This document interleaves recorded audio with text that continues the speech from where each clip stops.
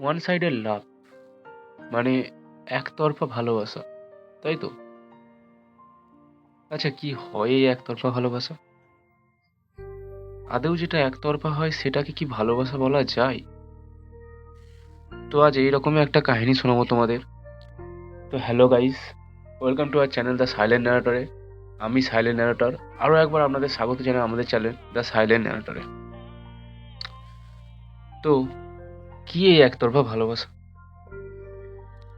একতরফা ভালোবাসা হলো সেটাই যেখানে থাকে না কোনো আশা, থাকে না কোনো প্রত্যাশা, শুধুমাত্র থাকে এক নিঃস্বার্থ ভালোবাসা। তো আজকের কাহিনীটি হলো বরুণের। বরুণ হলো এক মধ্যবিত্ত বাড়ির খুবই সাধারণ একজন ছেলে। সে সবসময় চাইতো সে এমন কাউকে ভালোবাসবে যে তাকেও ঠিক একইভাবে ভালোবাসবে। তো যখন তার ক্লাস 9 চলছে, হঠাৎই তার ভালো লাগে তার একজন ক্লাসমেটকে। নাম ছিল মায়া। তারা একই জায়গায় টিউশন পড়তো, বলা ভালো ফ্রেন্ড ছিল তারা একে অপরের। এই ভালো লাগাটা যে কখন ভালোবাসায় বদলে গিয়েছিল তা বুঝতেই পারেনি বরুণ। তো সময়ের সাথে সাথে বরুণের ভালোবাসা মায়ার প্রতি বাড়তেই থাকে, এবং এইভাবেই চলতে চলতে তার বন্ধুরা জোর করায় সে একদিন তার মনের কথাটা বলেই দেয় মায়াকে।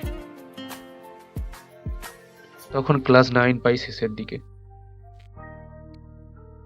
এবার অপেক্ষা ছিল শুধু মায়ার উত্তরের। তো মায়া উত্তরে বরুণকে বলে যে আমি তোকে বন্ধুর মতোই দেখি, এর থেকে বেশি কিছু না। তোর প্রতি আমার না কোনো ফিলিংস ছিল, আর না কোনো ফিলিংস আসবে। তো উত্তর শুনে বরুণ আর কিছুই বলতে পারে না মায়াকে, কারণ সে ভেবেছিল হয়তো তার প্রপোজালটা অ্যাকসেপ্ট করবে মায়া। কিন্তু তার আশা এবং তাকে যে ভেতর থেকে মায়া এইভাবে ভেঙে দেবে তা সেটা ভাবতেও পারেনি। বরুণের বন্ধুরা তাকে বোঝাতে থাকে যে ধীরে ধীরে সময়ের সাথে সাথে মায়াও হয়তো তাকে ভালোবাসতে শুরু করবে, এবং বরুণও দিনের পর দিন নিজেকে এটাই বোঝাতে থাকে। এইভাবেই চলতে থাকে দিন, চলতে থাকে মাস, কাটতে থাকে বছর।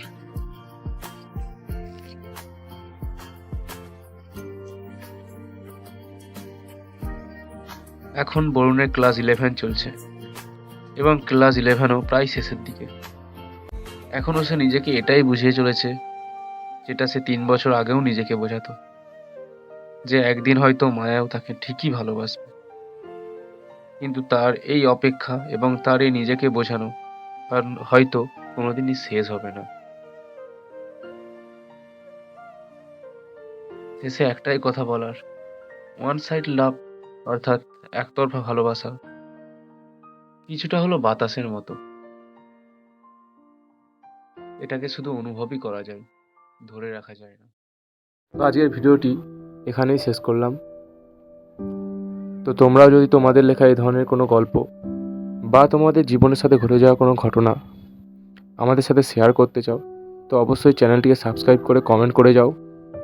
তোমাদের সাথে চ্যানেল থেকে অবশ্যই কন্ট্যাক্ট করে নেওয়া হবে। আর ভিডিওটি যদি ভালো লেগে থাকে লাইক এবং শেয়ার করতে ভুলবে না। আবারও দেখা হচ্ছে নতুন একটি ভিডিও নিয়ে খুব শীঘ্রই। ভালো থেকো, সুস্থ থেকো।